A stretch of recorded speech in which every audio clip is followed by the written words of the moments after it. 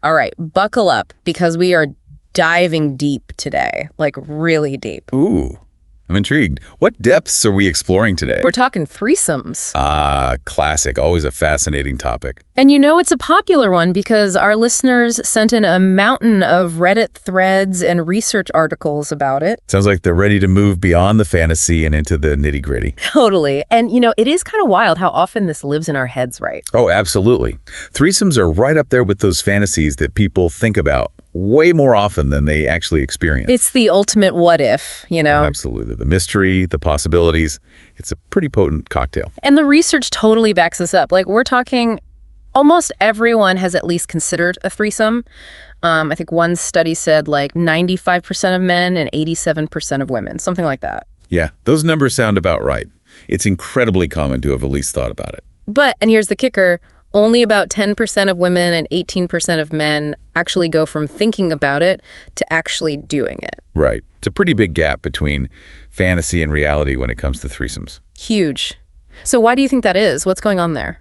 Well, imagine trying to bake like an amazing 3-layer cake. Sounds incredible in theory, right?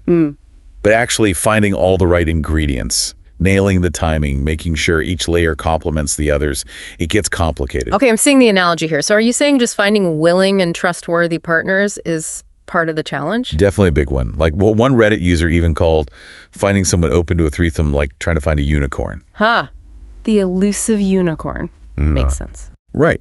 And even when you do find those potential partners, there's a whole other level of, well, emotional stuff to figure out. Like jealousy rears its head, there's the potential for regret down the line, and then there are the power dynamics to navigate. Yeah. One Reddit user even shared a story about how her friend agreed to a threesome with her and her husband, but it turned out the friend wasn't really into it, and the whole thing blew up their friendship. Oof, yeah, that's a tough situation all around. And it really highlights how important communication is in these scenarios, and not just like basic consent, which is obviously crucial, but also really understanding everyone's motivations and setting crystal clear boundaries beforehand. Yeah, because like, why even bother with a threesome in the first place? Is it all just about wanting to, you know, spice things up in the bedroom? That's definitely a big factor for some. Like, think about how often threesomes are portrayed in movies and TV shows. It's only natural to be a little curious about something that's often shown as this taboo, exciting experience. Totally. So for some people, it might just be about seeing what all the hype is about. Exactly. For others, it might be about, well, like you said, spicing things up in their sex life. Maybe things have gotten a little routine with their partner and they're looking for ways to, I don't know, shake things up a bit. Reconnect on a different level, you know? Right, like hit the reset button on things. Yes. And then you've got those who see it as a way to explore different parts of their sexuality, which I think is really interesting. Like, I was reading about this one woman who's in a happy, committed relationship with a man, but she's curious about being intimate with another woman.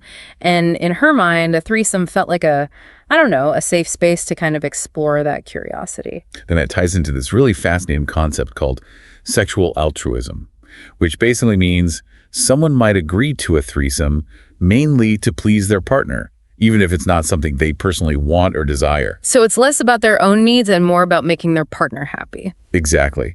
And while that might seem like really selfless on the surface, it can actually make things more complicated. Like, imagine suppressing your own needs and boundaries just to make your partner happy. That can lead to resentment and regret later on. Which brings us right back to that essential point about communication. 100%. Yeah. And not just any communication. We're talking radical transparency, you know, being open and honest about your desires, your fears, your boundaries, even when it feels a little scary or uncomfortable. And that goes for everyone involved. Okay, so we've talked about the why, the curiosity, spicing things up, even that idea of sexual altruism. But let's get into the who of it all. Like, what are the actual dynamics that usually play out? The most common one seems to be a couple plus one, right? With that plus one often being a woman. Yeah, that's definitely the setup you see most often, at least in the stories and research out there. You know, that whole unicorn thing.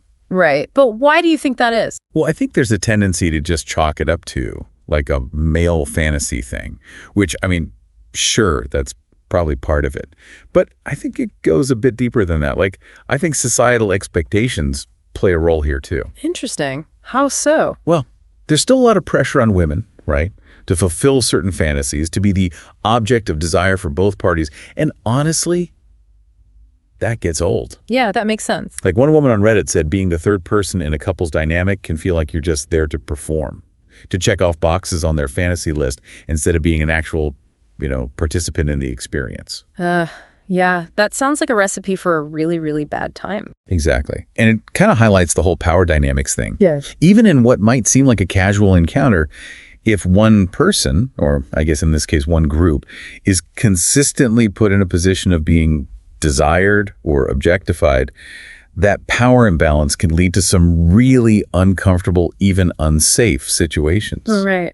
And sometimes those power struggles even happen within the couple themselves, right? Yeah. I read this one article that suggested both partners in a couple actually create their own profiles online if they're looking for a third person. Oh, wow. Really? Yeah. It sounded kind of unorthodox, but their whole reasoning was that it promotes a sense of equality and keeps either partner from feeling like they have all the control, That's really interesting. It really speaks to how crucial open communication and shared decision-making are anytime you're exploring outside of like a traditional monogamous relationship, whether it's a one-time threesome or even like a more open arrangement. Right. It's about being on the same page from the jump. And, we've been talking a lot about the couple plus one dynamic, but what about other configurations, like two women and a man or two men and a woman? Those definitely happen too, although they're definitely less common based on the stories and research out there. And obviously, they come with their own unique set of dynamics to navigate. Yeah, for sure. Like think about a scenario with two men and one woman, for example.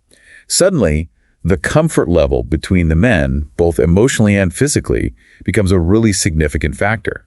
Oh, absolutely. I read a Reddit story where the two guys involved were both straight and like super uncomfortable with even touching each other. And it ended up putting all this pressure on the woman to like manage everyone's comfort and make sure everyone felt satisfied, which ironically just made the whole experience unsatisfying for everyone. Ugh, yeah, that sounds rough. And honestly, it's a perfect example of why clear boundaries and open and honest communication are so important.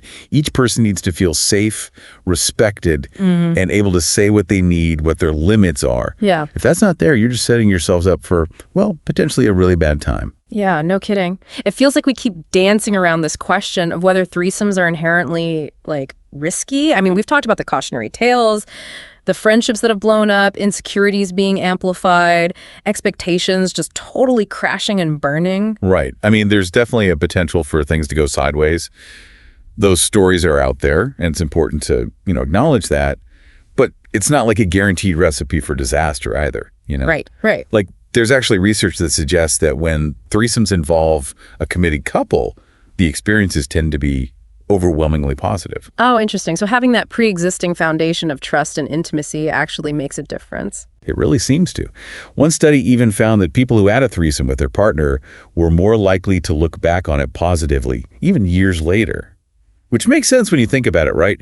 You're already coming from a place of emotional connection and shared history. It's interesting how having that solid foundation with your partner can actually make exploring something like this even better. Like, if you trust each other, you're probably going to feel more secure even when you're trying something outside the norm. And that feeling of security is huge. It allows you to really communicate openly and work through any hiccups that come up. And let's face it, whenever you bring another person into the mix, there are bound to be some ripples. Totally. It's about how you handle them, right? Exactly. Approaching those ripples from a place of curiosity and teamwork instead of fear or insecurity makes all the difference. Speaking of navigating all of that, what about actually finding partners? It seems like the internet is a big part of that these days. It really is. Like, you've got apps like Field and #Open, specifically designed for people interested in ethical non-monogamy, including threesomes. Oh, okay. So you can be upfront about your intentions, set your boundaries, and find people who are like on the same wavelength. Exactly. It's like the online dating version for people who want something outside the traditional relationship model. I dig it. And of course, there's always the more old school way too. Right. Through friends or your social circles. Yep. Like I read about one person who met a potential partner through a board game group they were both in. It just goes to show you never know where those connections might pop up. For sure. And I guess no matter how you meet, it always comes back to being safe and communicating openly, right? Absolutely. Because even if you're just looking for something casual, you're still dealing with, actual humans with feelings. Yeah, real people, real emotions. Yeah. For sure. One article even suggested having a pre-threesome date first in a neutral space, like grabbing coffee or something, just to make sure the vibe is right before things get more, well, intimate. That makes a lot of sense, like a gut check before taking the plunge. Exactly. It's about respecting everyone's boundaries and comfort levels every step of the way. Totally.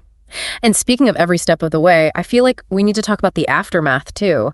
Even if the threesome itself is all sunshine and rainbows, unpacking those feelings afterward can be important, don't you think? It's huge. It's really easy to get caught up in the moment, but those feelings don't just magically disappear after the fact. Yeah. You might feel a little jealous, a little insecure, maybe even a little awkward.